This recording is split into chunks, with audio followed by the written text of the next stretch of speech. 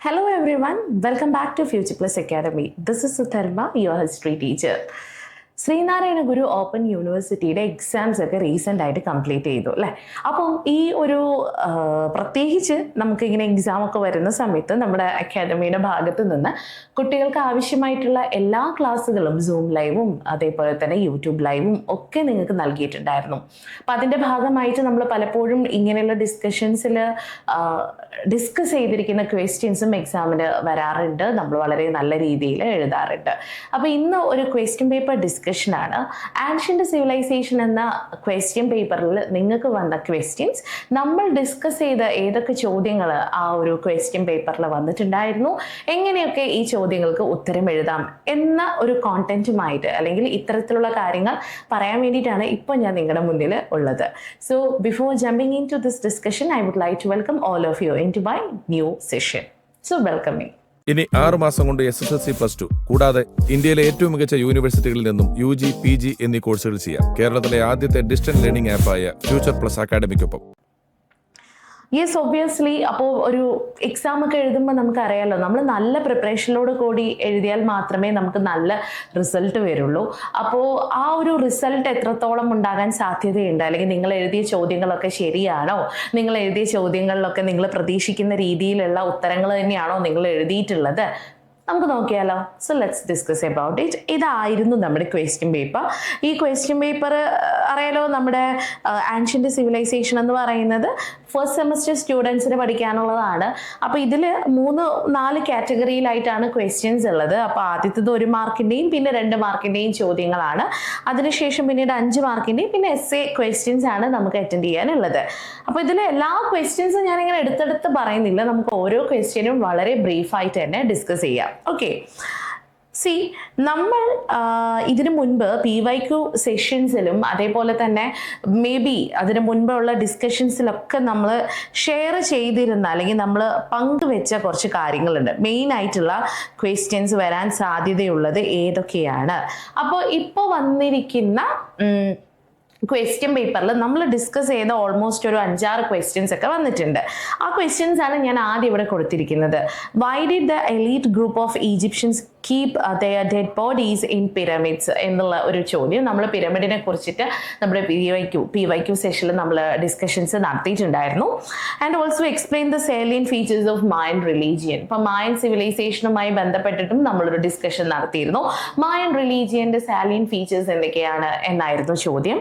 Then give a brief account of Zoroastrianism.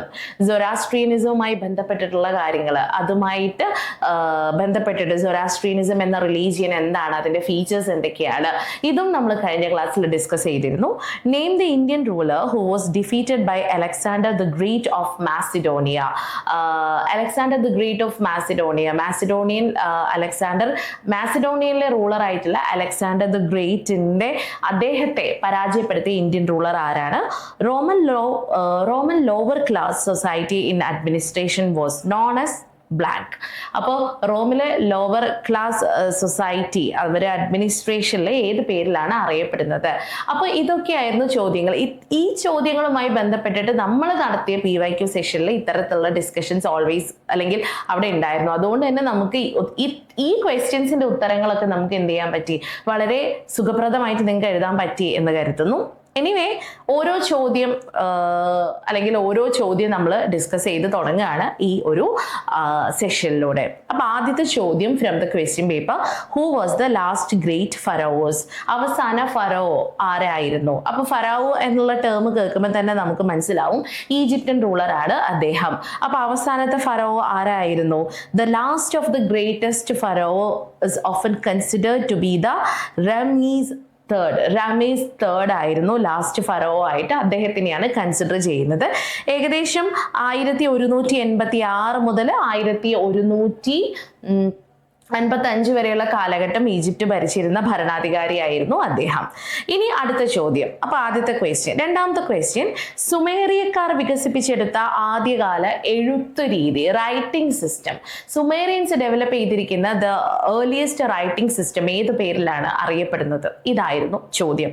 ആ ചോദ്യത്തിനുള്ള ഉത്തരം എന്താണ്? The earliest known form known form of writing developed by the Sumerians is called cuneiform. അവരുടെ writing system ആണ് ഇത് cuneiform. അപ്പോൾ cuneiform എന്നുള്ള ഉത്തരം എഴുതിയവരാണ് നിങ്ങളെങ്കിൽ ഒബ്വിയസ്ലി ഇത് റൈറ്റ് ആൻസർ, നിങ്ങൾക്ക് ഒരു മാർക്ക് ഉറപ്പായിട്ടും ലഭിക്കും.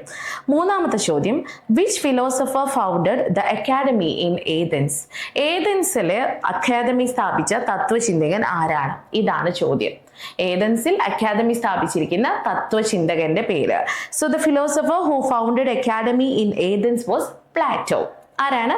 പ്ലേറ്റോ ആണ് ഏതൻസിൽ അക്കാഡമി സ്ഥാപിച്ച ആ ഒരു ഫിലോസഫർ. അടുത്ത ചോദ്യം, പാക്സ് റൊമാനയെ നിർവചിക്കുക. Define Pax Romana. അപ്പൊ എന്താണ് പാക്സ് റൊമാന? വൺ മാർക്കിന്റെ ക്വസ്റ്റ്യൻ അല്ലേ? അപ്പൊ പാക്സ് റൊമാന എന്താണ് എന്ന് മാത്രം നിങ്ങളൊന്ന് ജസ്റ്റ് ഒന്ന് എഴുതി വെച്ചാൽ മതി. So Pax Romana, which means Roman peace in Latin, refers to a long period of relative peace and stability across the Roman Empire. It begins with the reign of Emperor Augustus, the first Roman emperor. അപ്പോൾ Latin ഭാഷയിൽ pax റൊമാനയുടെ അർത്ഥം Roman സമാധാനം എന്നാണ്. എന്നർത്ഥം വരുന്ന pax Romana Roman സാമ്രാജ്യത്തിലുടനീളം ദീർഘകാലത്തെ ആപേക്ഷിക എന്ന് പറഞ്ഞാൽ എന്താ, ഒരുപാട് കാലം നീണ്ടു നിൽക്കുന്ന സമാധാനത്തിന്റെയും സ്ഥിരതയുടെയും കാലഘട്ടത്തെ സൂചിപ്പിക്കുന്നു. So it was the period of permanence and piece. സമാധാനത്തിന്റെയും സ്ഥിരതയുടെയും കാലഘട്ടത്തെയാണ് ഇത് സൂചിപ്പിക്കുന്നത്. അഗസ്റ്റസ് ചക്രവർത്തിയാണ് അദ്ദേഹത്തിന്റെ ഭരണകാലഘട്ടത്തിലാണ് ഇത് ആരംഭിക്കുന്നത് ആൻഡ് അവസാനിക്കുന്നത് മാർക്കസ് ഔറിലേസ് എന്ന് പറയുന്ന ചക്രവർത്തിയുടെ കാലഘട്ടത്തിലാണ്. അപ്പൊ റോമൻ സാമ്രാജ്യവുമായി ബന്ധപ്പെട്ട് കിടക്കുന്ന ഒരു ടേമാണ് പാക്സ്. എന്താണ്? The Pax Romana. ഓക്കെ, അടുത്ത ചോദ്യം, മാച്ചു പിച്ചു എന്ന പുരാവസ്തു സ്ഥലം ഏത് നാഗരികതയുമായി ബന്ധപ്പെട്ട് കിടക്കുന്നു? The archaeological site Machu Picchu is associated with which civilisation? It is very simple. ഇവിടെ ഏത് സിവിലൈസേഷനുമായിട്ടാണ് ബന്ധപ്പെട്ട് കിടക്കുന്നത്? It is connecting with the Inca civilization. The archaeological site Machu Picchu is associated with the Inca civilization. The Inca civilization was a powerful and advanced pre-Columbian empire that thrived in South America before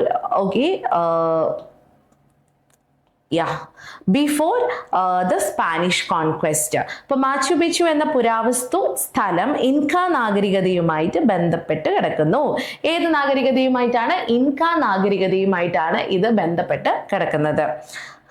Spanish അധിനിവേശത്തിന് മുമ്പ് തെക്കേ അമേരിക്കയിൽ അഭിവൃദ്ധി പ്രാപിച്ച തെക്കേ അമേരിക്കയിൽ ഒരു civilisation ആണ്. ഏതാണ്? South American civilisation. അവിടെ അഭിവൃദ്ധി പ്രാപിച്ച കൊളംബിയൻ കാലഘട്ടത്തിന് മുമ്പുള്ള ശക്തവും വികസിതവുമായിട്ടുള്ള ഒരു സാമ്രാജ്യമായിരുന്നു ഇൻക സിവിലൈസേഷൻ. അപ്പൊ മാച്ചു പിച്ചു എന്ന് പറയുന്ന പ്ലേസ് അമേരിക്കൻ സിവിലൈസേഷൻ, ഇൻക സിവിലൈസേഷനുമായി ബന്ധപ്പെട്ട് കിടക്കുന്നു. അടുത്ത ക്വസ്റ്റ്യൻ ആണ്, which EPIC poem did Virgil wrote to glorify Rome under Augustus? അഗസ്റ്റസിന്റെ കീഴിൽ റോമിനെ മഹത്വപ്പെടുത്തിക്കൊണ്ട് വിർജിൽ എഴുതിയിരിക്കുന്ന ഇതിഹാസ കാവ്യം ഏതാണ് എന്നാണ് ചോദ്യം. So the EPIC poem that Virgil wrote to glorify Rome under Emperor Augustus is ഏതാണ്? എയ്നഡ് എന്ന് പറയുന്ന ഒരു എപ്പിക് പോയമാണ് അദ്ദേഹം എഴുതിയത്. അഗസ്റ്റസ് ചക്രവർത്തിയുടെ കീഴിൽ റോമിനെ മഹത്വപ്പെടുത്താൻ വേണ്ടി വിർജിൽ എഴുതിയ ഇതിഹാസ കാവ്യമാണ് ഏത്? ഐനീഡ്. ഏതാണ്? ഐനീഡ്. ഇനി write about the Great Wall of China. ചൈനയിലെ ഗ്രേറ്റ് വാളിനെ കുറിച്ചിട്ട് എഴുതാൻ പറഞ്ഞിട്ടുണ്ട്. ആ ഒരു ചൈനീസ് വൻമതിലിനെ കുറിച്ചിട്ട് എഴുതണമെന്നാണ് ചോദ്യം. അപ്പൊ നമ്മൾ വളരെ സിമ്പിൾ ആയിട്ട് അറിയുന്ന കാര്യങ്ങൾ മാത്രം എഴുതിയാൽ മതി. അപ്പൊ മനുഷ്യ ചരിത്രത്തിലെ ഏറ്റവും പ്രതീകാത്മകവും ശ്രദ്ധേയവുമായ വാസ്തുവിദ്യാ വൈഭവങ്ങളിൽ ഒന്നാണ് ചൈനയിലെ വൻമതിൽ. പ്രധാനമായും വടക്കൻ നാടോടി ഗോത്രങ്ങളുടെ അധിനിവേശങ്ങളിൽ നിന്നും ആക്രമണങ്ങളിൽ നിന്നും ചൈനീസ് സംസ്ഥാനങ്ങളെയും സാമ്രാജ്യങ്ങളെയും സംരക്ഷിക്കുന്നതിനായാണ് ഇത് നിർമ്മിച്ചത്. ഓക്കെ, അപ്പൊ ആക്രമണങ്ങളിൽ നിന്നും ചൈനീസ് നഗരത്തെ, അല്ലെങ്കിൽ ചൈനീസ് നഗരമല്ല, ചൈനയിലെ നഗരത്തെ സംരക്ഷിക്കുന്നതിന് വേണ്ടിയിട്ടാണ് ഇത് ഉണ്ടാക്കിയത്. BC 7-ാം നൂറ്റാണ്ടിന്റെ തുടക്കത്തിൽ എന്നാൽ ഏറ്റവും പ്രശസ്തമായ ഭാഗങ്ങൾ മിങ് രാജവംശത്തിന്റെ കാലഘട്ടത്തിലാണ് ഇത് നിർമ്മിച്ചിട്ടുണ്ടായിരുന്നത്. So the Great Wall of China is one of the one of the most iconic and impressive architectural feats in human history. It was built to protect Chinese states and empires from invasions and raids, mainly by nomadic tribes from the north ഭാഗത്തുള്ള nomadic ട്രൈബ്സിന്റെ ആക്രമണങ്ങളിൽ നിന്നും ചൈനയെ സംരക്ഷിക്കുന്നതിന് വേണ്ടിയിട്ടാണ് ഈ വൻമതിൽ രൂപീകരിച്ചത്. അടുത്ത ചോദ്യം പറയാം. Who was the god Ra in Egyptian religion? Egyptian മതത്തിലെ ഏറ്റവും ഫേമസ് ആയിട്ടുള്ള ഒരു ദൈവമാണ് ഗോഡ് റാ. അദ്ദേഹം അല്ലെങ്കിൽ ആ ഒരു ഡേറ്റി എന്തുമായി ബന്ധപ്പെട്ട് കിടക്കുന്നു? അപ്പോൾ ഈജിപ്ഷ്യൻ അല്ലെങ്കിൽ റാ എന്ന് പറയുന്ന ഈ ഒരു ഡേറ്റി ഈജിപ്ഷ്യൻ മതവുമായിട്ട് ബന്ധപ്പെട്ട് കിടക്കുകയാണ് നമുക്ക് ആദ്യം മനസ്സിലാക്കാൻ വേണ്ടി പറ്റും. ചോദ്യം എന്താണ്? റാ ആരായിരുന്നു, എന്തുമായിട്ട് റെപ്രസെന്റ് ചെയ്ത് കിടക്കുന്നു എന്നാണ് അല്ലെ. So what would be the answer? പുരാതന ഈജിപ്തിലെ മതത്തിലെ ഏറ്റവും പ്രധാനപ്പെട്ട ദേവന്മാരിൽ ഒരാളായിരുന്നു റാ. അദ്ദേഹം സൂര്യദേവനായിരുന്നു കേട്ടോ. അപ്പൊ എന്തുമായിട്ട് ബന്ധപ്പെട്ട് കിടക്കുന്നു? He was the god of sun. Egyptian പുരാണങ്ങളിൽ അല്ലെങ്കിൽ ദ സൺ ഗോഡ് എന്ന പേരിലാണ് അദ്ദേഹം അറിയപ്പെടുന്നത്, സൺ ഗോഡ്. ഈജിപ്ഷ്യൻ പുരാണങ്ങളിൽ അദ്ദേഹത്തെ ദേവന്മാരുടെ രാജാവായും എല്ലാ ജീവജാലങ്ങളുടെയും സൃഷ്ടാവായും കണക്കാക്കി. ദേവന്മാരുടെ രാജാവും എല്ലാ ജീവജാലങ്ങളുടെയും സൃഷ്ടാവ്. പുരാതന ഈജിപ്തിലെ ജീവിതത്തിന്റെയും രാപകലുകളുടെയും ചക്രത്തിന്റെയും കേന്ദ്രബിന്ദുവായ സൂര്യനെയാണ് റാ പ്രതിനിധീകരിക്കുന്നത്. അപ്പൊ റാ എന്ന് പറയുന്ന കോൺസെപ്റ്റ് എന്തുമായിട്ട് ബന്ധപ്പെട്ട് കിടക്കുന്നു? സൂര്യനുമായിട്ട് ബന്ധപ്പെട്ട് കിടക്കുന്നു. അടുത്ത ചോദ്യം, define oracle of Delphic. Oracle of ഡെൽഫിക്കിനെ കുറിച്ചിട്ട് ഡിഫൈൻ ചെയ്യാനാണ് അടുത്ത ചോദ്യം.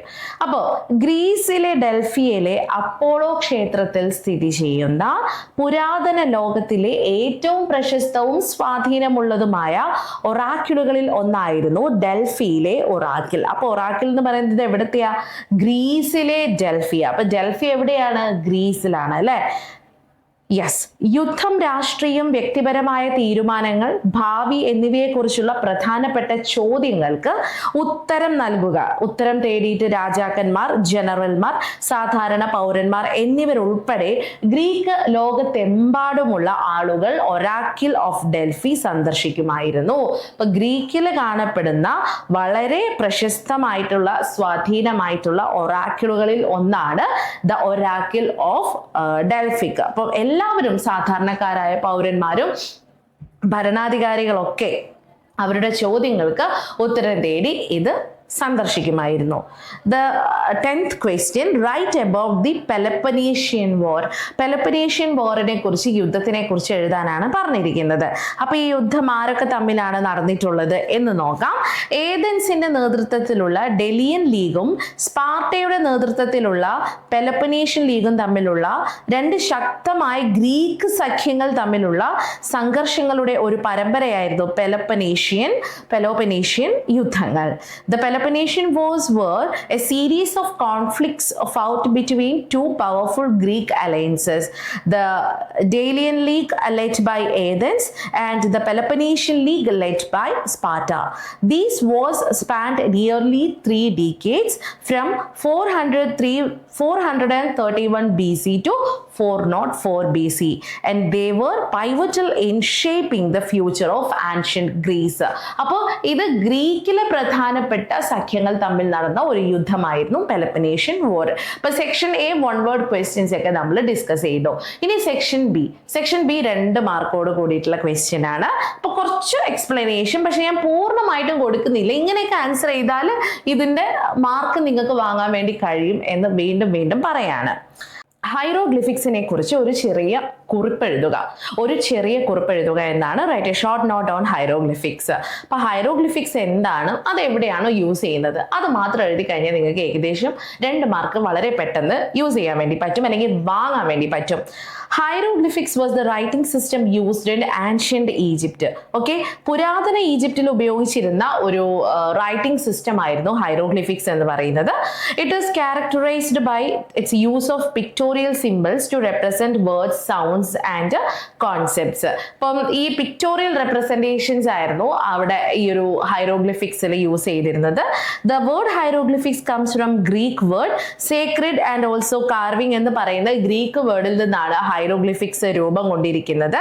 Hieroglyphics were mainly used on temples, tombs and the system's religious ceremonial significance. എവിടേക്കൊക്കെയാണ് ഹൈറോഗ്ലിഫിക്സ് യൂസ് ചെയ്തിരിക്കുന്നത്? ഇത്രയൊന്നും എഴുതണ്ട, നിങ്ങൾക്ക് ഇതിൽ ഏതെങ്കിലും 2 പോയിന്റ്സ് എഴുതി കഴിഞ്ഞാൽ തന്നെ നിങ്ങൾക്ക് എന്ത് ചെയ്യാൻ വേണ്ടി പറ്റും, പെട്ടെന്ന് തന്നെ മാർക്ക് വാങ്ങാൻ വേണ്ടി പറ്റും. അപ്പോൾ പുരാതന ഈജിപ്തിൽ ഉപയോഗിച്ചിരുന്ന എഴുത്ത് സമ്പ്രദായമായിരുന്നു ഹൈറോഗ്ലിഫിക്സ്. വാക്കുകൾ, ശബ്ദങ്ങൾ, ആശയങ്ങൾ എന്നിവയെ പ്രതിനിധീകരിക്കുന്നതിന് ചിത്രചിഹ്നങ്ങളായിട്ടാണ് ഇവർ ഉപയോഗിച്ചിരുന്നത്.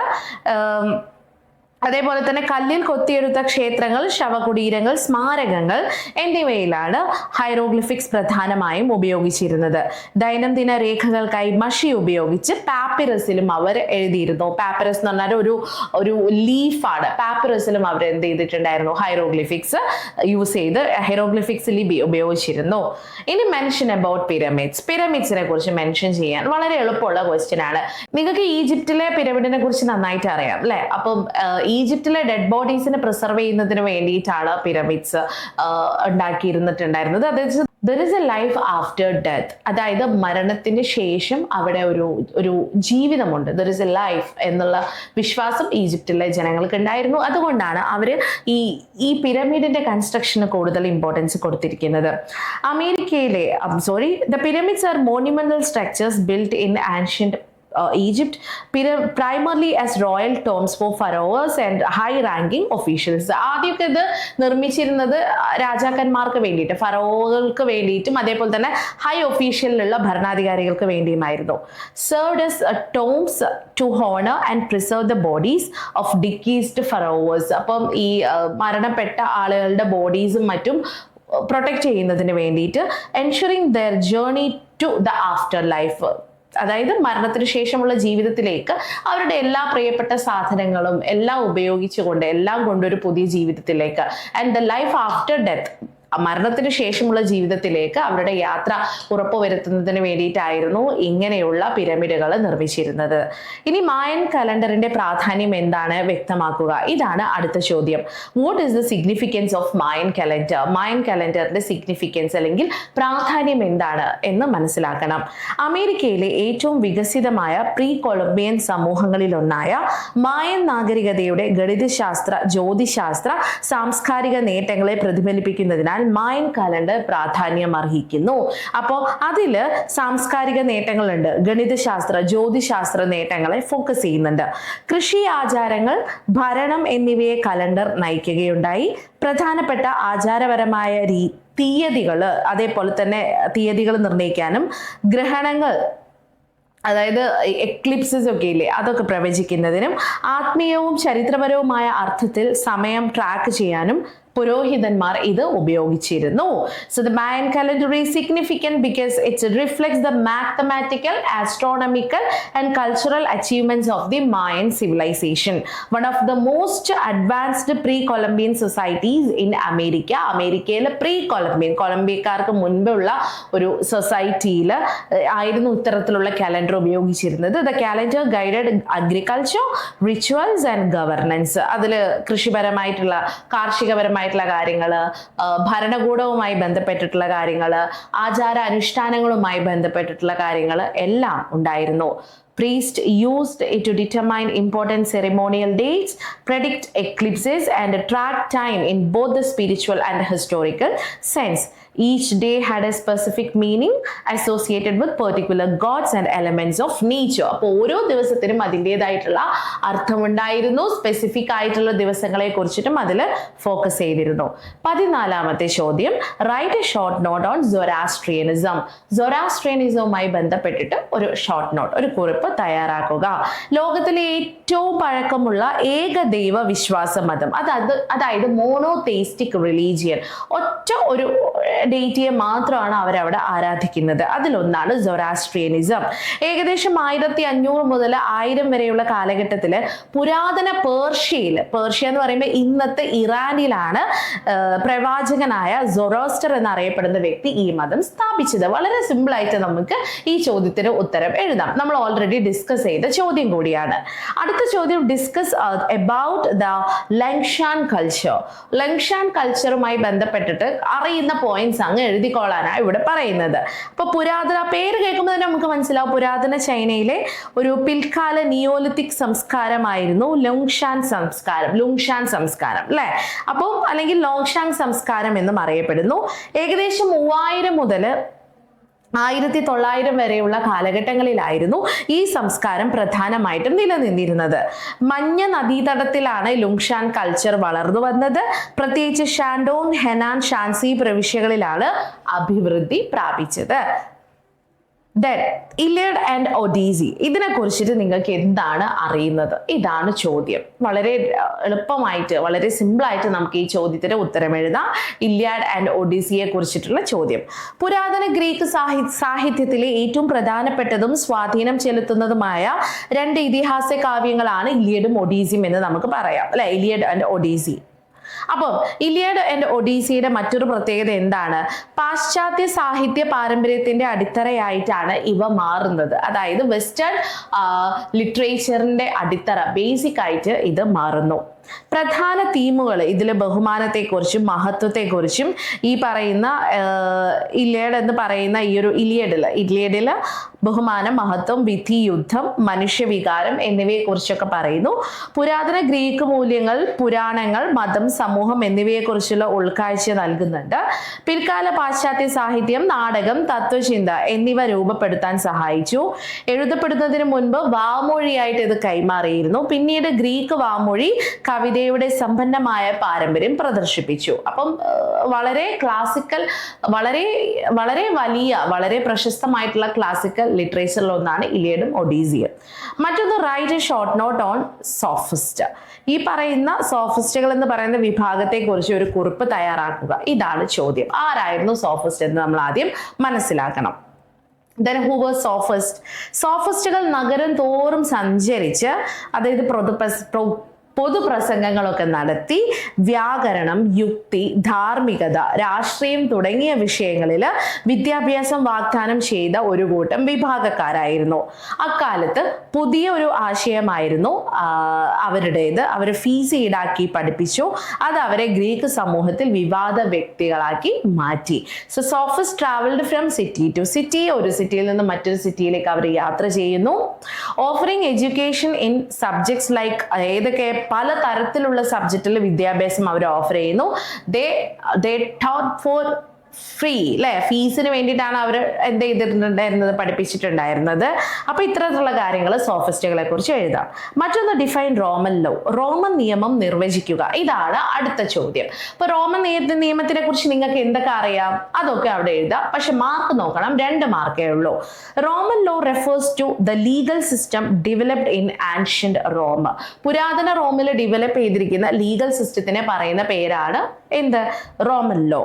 which became foundation for many modern legal system in Europe and beyond. യൂറോപ്പിന് പുറത്തും അതൊരു ഇമ്പോർട്ടൻ്റ് ആയിട്ടുള്ള സിസ്റ്റം ആയിട്ട് മാറി. അവരുടെയൊക്കെ നിയമവുമായി ബന്ധപ്പെട്ടിട്ടുള്ള കാര്യങ്ങൾ നോക്കുന്നത് ഈ ഒരു റോമൻ ലോയുടെ അടിസ്ഥാനത്തിലാണ്.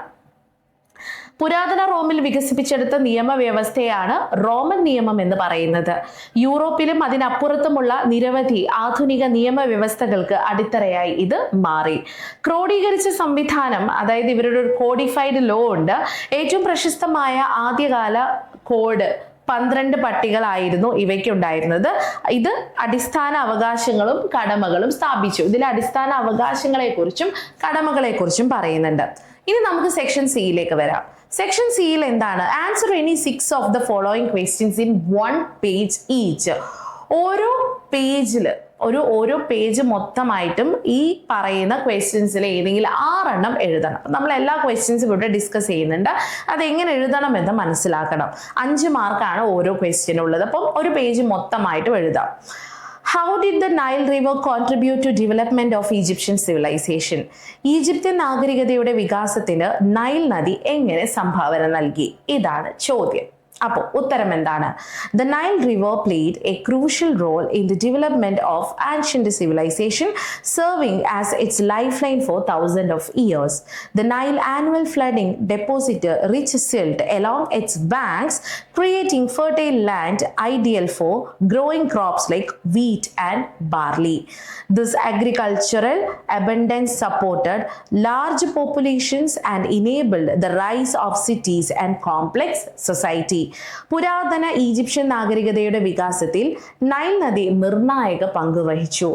ആയിരക്കണക്കിന് വർഷങ്ങളായി അതിൻ്റെ ജീവദായകമായിട്ട് പ്രവർത്തിച്ച ഒരു നദിയായിരുന്നു നൈൽ.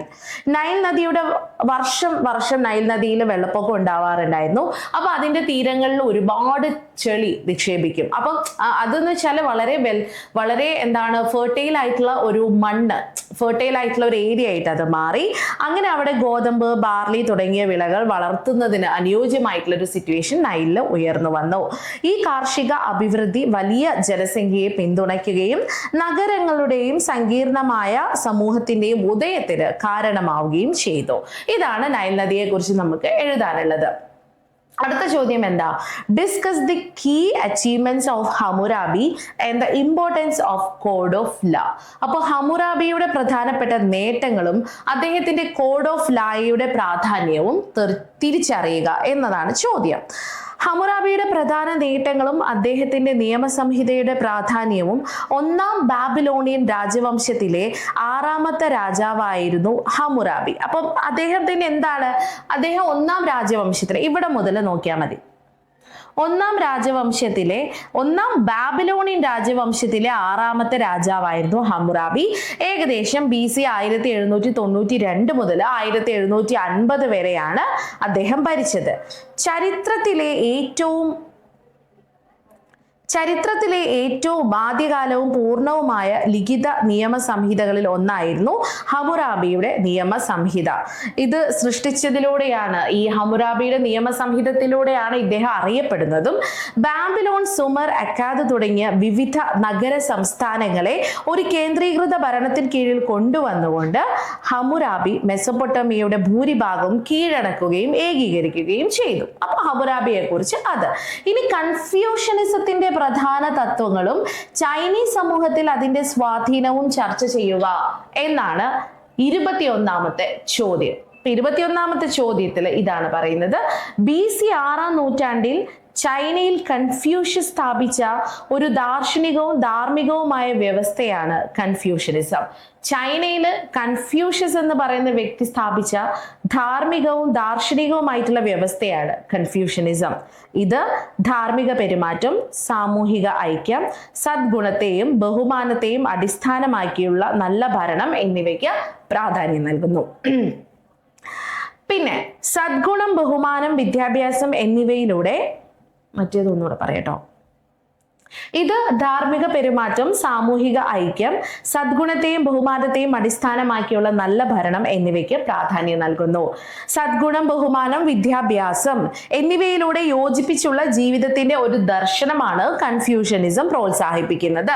അപ്പോൾ കൺഫ്യൂഷനിസം എന്ന് പറയുന്ന ഫിലോസഫിയുടെ ഇമ്പോർട്ടൻസ്, അതിലൂടെ അല്ലെങ്കിൽ ആ ഒരു ഫിലോസഫിയിലൂടെ ജനങ്ങളിലേക്ക് അദ്ദേഹം എന്താണ് എത്തിക്കാൻ ശ്രമിക്കുന്നത് എന്നീ കാര്യങ്ങൾ നോക്കാം. അടുത്ത ചോദ്യം, write a short note on Alexander the Great. Alexander the ഗ്രേറ്റിനെ കുറിച്ച് ഒരു കുറിപ്പ് തയ്യാറാക്കുക. ചരിത്രത്തിലെ ഏറ്റവും പ്രശസ്തനും വിജയകരവുമായ സൈനിക കമാൻഡർമാരിൽ ഒരാളായിരുന്നു മഹാനായ അലക്സാണ്ടർ. മാസിഡോണിയയിലെ രാജാവായിരുന്നു അദ്ദേഹം. ഗ്രീസ് മുതൽ ഇന്ത്യ വരെ വ്യാപിച്ചു കിടക്കുന്ന പുരാതന ലോകത്തിലെ ഏറ്റവും വലിയ സാമ്രാജ്യങ്ങളിലൊന്ന് ഇദ്ദേഹം സൃഷ്ടിച്ചു. ഡാരിയസ് മൂന്നാമൻ രാജാവിന്റെ നേതൃത്വത്തിലുള്ള ശക്തമായ പേർഷ്യൻ സാമ്രാജ്യത്തെ അലക്സാണ്ടർ പരാജയപ്പെടുത്തി. Asia minor, Egypt, Mesopotamia, Persia എന്നിവ ഉൾപ്പെടെയുള്ള വിശാലമായ പ്രദേശങ്ങൾ അലക്സാണ്ടർ കീഴടക്കി. അദ്ദേഹം നിരവധി നഗരങ്ങൾ സ്ഥാപിക്കുകയുണ്ടായി. അവയിൽ പലതും അലക്സാൻഡ്രിയ എന്ന് വിളിക്കപ്പെട്ടു. അതായത് അലക്സാണ്ടർ അലക്സാണ്ടർ ദി ഗ്രേറ്റ് സ്ഥാപിച്ച നഗരങ്ങളാണ് ഏത് പേരിൽ അറിയപ്പെടുന്നത്? അലക്സാൻഡ്രിയ എന്ന പേരിൽ അറിയപ്പെടുന്നത്. അവ ഗ്രീക്ക് സംസ്കാരത്തിന്റെയും പഠനത്തിന്റെയും കേന്ദ്രങ്ങളായി മാറി. ഈജിപ്തിലെ ഏറ്റവും പ്രശസ്തമായ അലക്സാൻഡ്രിയ ഒരു പ്രമുഖ സാംസ്കാരിക ബൗദ്ധിക കേന്ദ്രമായിട്ട് മാറുകയുണ്ടായി. അപ്പോൾ അലക്സാണ്ടർ ദി ഗ്രേറ്റിനെ കുറിച്ചിട്ടാണെങ്കിൽ നിങ്ങൾക്ക് അലക്സാൻഡ്രിയയെ കുറിച്ചും അദ്ദേഹത്തിന്റെ നേതൃത്വത്തിൽ നടന്ന പ്രധാനപ്പെട്ട യുദ്ധങ്ങളെ കുറിച്ചും മെൻഷൻ ചെയ്യാം. അടുത്ത ചോദ്യം, write a note on patricians and plebeians in Roman society. Roman സമൂഹത്തിലെ പാട്രീഷ്യന്മാരെ കുറിച്ചും പ്ലെബിയന്മാരെയും കുറിച്ചും ഒരു കുറിപ്പ് എഴുതുക. അപ്പൊ പ്ലെബിയൻസിനെ കുറിച്ച് നമ്മളൊരു PYQൽ തന്നെ ഒരു ഡിസ്കഷൻസ് നടത്തിയിരുന്നു അല്ലെ. നോക്കാം. പുരാതന റോമൻ സമൂഹത്തിൽ ജനസംഖ്യയെ 2 പ്രധാന സാമൂഹിക വിഭാഗങ്ങളായി വിഭജിച്ചിരുന്നു. അപ്പൊ നമുക്ക് ഇതിൽ നിന്ന് എന്ത് മനസ്സിലാക്കാം? പുരാതന റോമൻ സമൂഹത്തിലെ 2 പ്രധാനപ്പെട്ട ജനസംഖ്യ അല്ലെങ്കിൽ ജനവിഭാഗങ്ങളിൽ ഒന്നാണ് ഇവര്.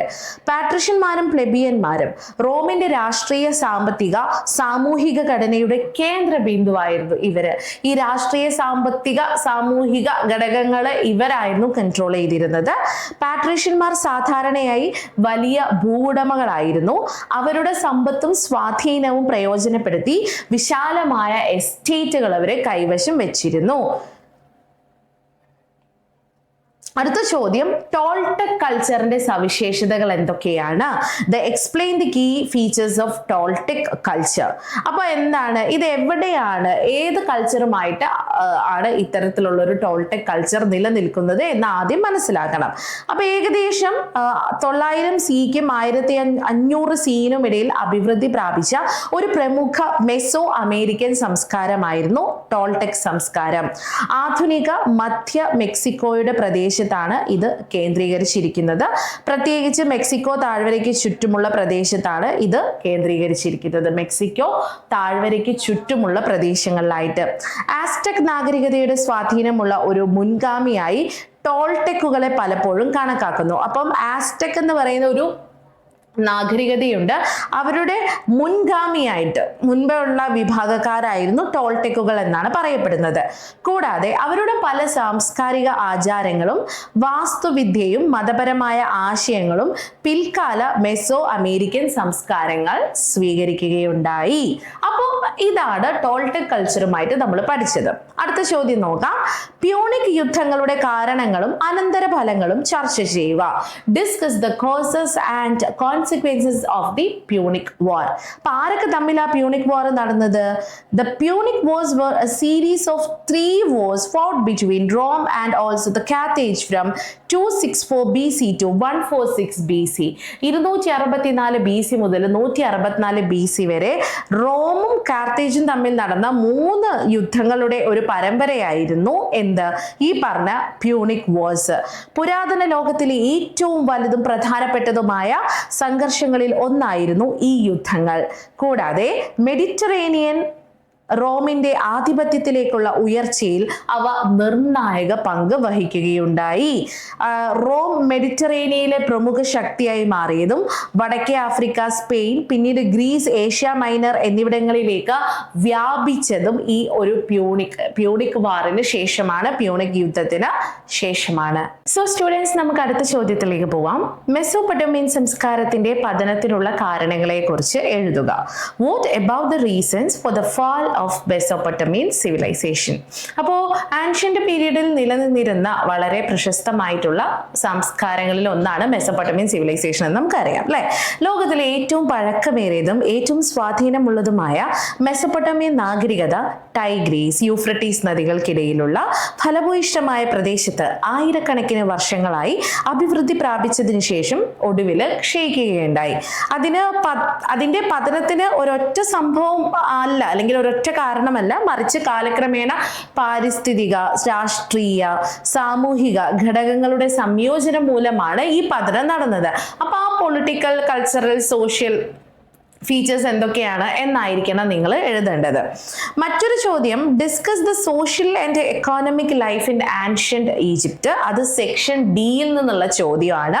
അതായത് answer any 2 of the following questions in 3 pages each. അതായത് this is an essay question. അപ്പോൾ 3 പേജിൽ കവിയാതെ നിങ്ങൾ ഉത്തരം എഴുതിയിരിക്കണം. അപ്പൊ ഇവിടെ ചോദ്യം എന്താണ്? ആൻഷ്യന്റ് ഈജിപ്റ്റിനുമായിട്ട് അല്ലെങ്കിൽ ആൻഷ്യന്റ് ഈജിപ്റ്റുമായി ബന്ധപ്പെട്ടിട്ടുള്ള ഒരു ക്വസ്റ്റ്യൻ ആണ്. Ancient Egypt, one of the world's oldest civilization, developed a highly organized society and a thriving economy centered around the Nile River. Its social structure and economy were closely connected to religion, agriculture and the authority of Pharaoh. അപ്പോൾ ലോകത്തിലെ ഏറ്റവും പഴക്കം ചെന്ന നാഗരികതകളിൽ ഒന്നാണ് പുരാതന Egypt, അല്ലേ?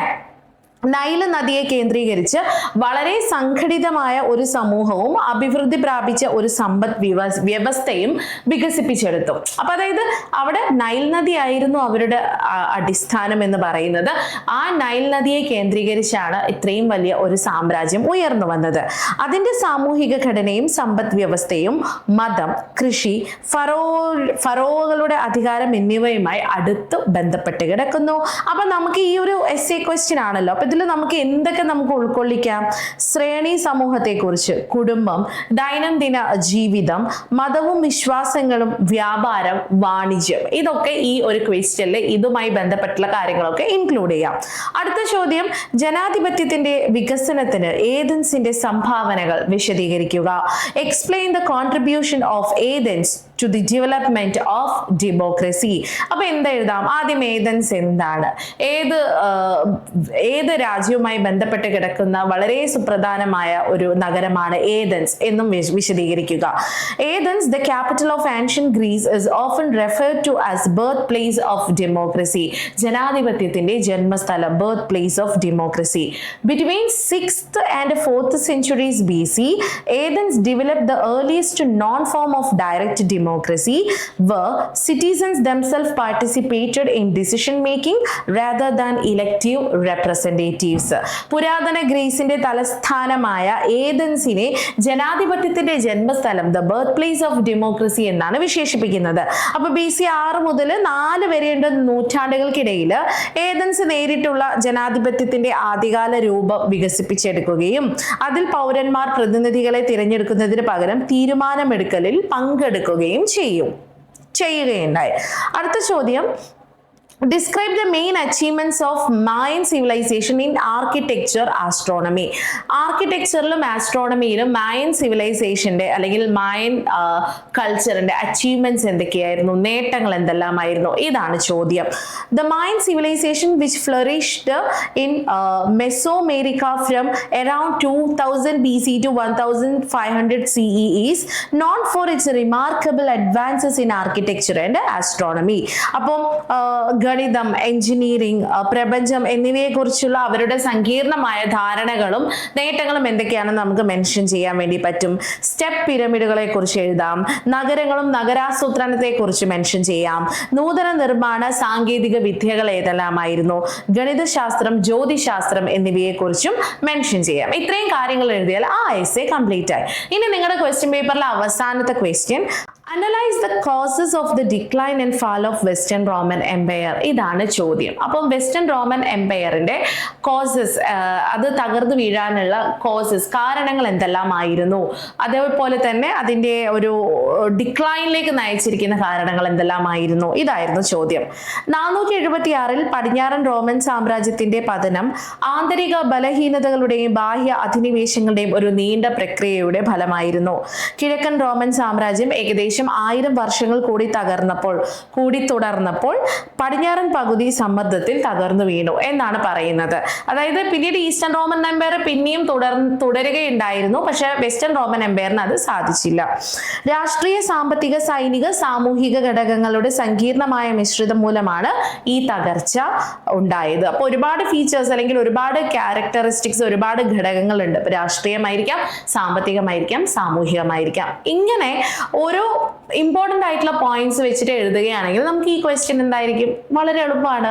അപ്പോൾ നമ്മൾ ഡിസ്കസ് ചെയ്ത കാര്യങ്ങൾ, നമ്മൾ പറഞ്ഞു തന്ന കാര്യങ്ങൾ, നമ്മൾ ഇതിനു മുൻപ് പല ലൈവ് സെഷൻസിലായിട്ട് എടുത്തിരിക്കുന്ന കാര്യങ്ങളൊക്കെ വെച്ചിട്ടാണ് ഈ എക്സാം നിങ്ങൾ എഴുതിയിരുന്നെങ്കിൽ ഉറപ്പായിട്ടും നിങ്ങൾക്ക് നല്ല മാർക്ക് കിട്ടും ആൻഡ് നല്ല രീതിയിൽ പാസ്സാവാനും പറ്റും. Okay, so that's all about ancient civilisation and its main questions. ഇനി നമുക്ക് അടുത്ത ഒരു ഇമ്പോർട്ടൻറ്റ് ക്വസ്റ്റ്യൻ പേപ്പറും അതിൻ്റെ ഡിസ്കഷനുമായിട്ട് അടുത്ത വീഡിയോയിൽ കാണാം. അതുവരെ please be take care and by.